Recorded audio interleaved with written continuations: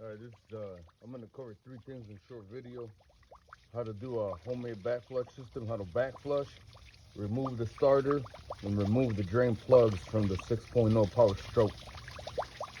All right, so to make your homemade back flush system, we went to the junkyard, got one of these. This goes on the top of the oil cooler, drilled right here on the widest part, right about where the circle mark is. Put a fitting, JV weld. To remove these bolts right here, it's looks like it's a T30. Yeah, 30. If you can't use this thing, this is what I made myself, because sometimes the turbo's in the way. So I cut this wrench, and this is what I used to remove them. So this is what it looks like right here, back flush system. If you have a high pressure in your garden hose, you'll be all right.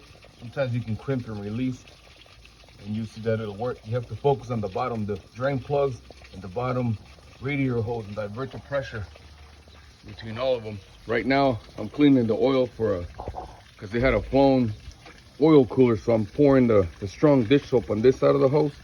Let it push in or this way. I'll back flush, let it sit full overnight.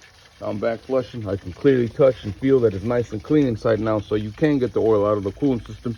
And if you don't believe me, man, you don't know. 6.0. You can get it out. Now, to do the proper back flush, you have to remove, like I said, the drain plugs. That's the drain plug from the left side of the engine. One from the right. We're under the freeze plug. The starter was removed.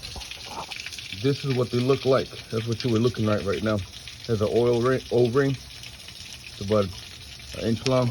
You'll need a long extension to remove it at first. It'll snap and crack. You didn't break it. That's the sound it makes. That's a T8. And I'm sorry, not a T, it's an Allen, but it is an 8. So you can see. To remove the starter, there's 3 bolts. 1, 2, 3. 13 millimeters. To get at the top one, you need an extension, because this is where it sits. The bottom ones are easy, but this is the top one.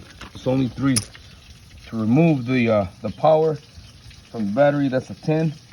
That'll be a 15 or a 16, depends on your starter.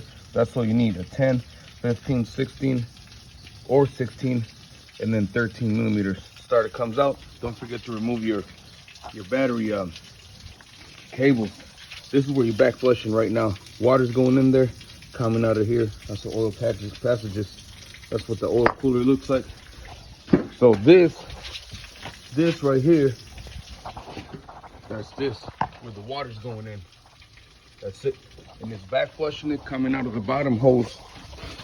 As soon as it goes in here, comes out of here, it's going down to the bottom hose. So divert the pressure by removing the bottom hose when you're back flushing. Put the drain plugs, remove this, and put this back on, then remove one drain plug, put it back on, then remove the other one. You'll have to divert the pressure that way, on and off. I used this bucket to catch what's falling off of here, and I was able to see black spectacles when I was doing it, just because my oil cooler was plugged up, and my deltas did come down considerably when you back flush. So do that as your first case before you go and replace the cooler if you have time and enough to leave. Bottom hose, remove it, boom. And there you go. That's how you do your own back flush system. Like and subscribe and share. Thank you for your support.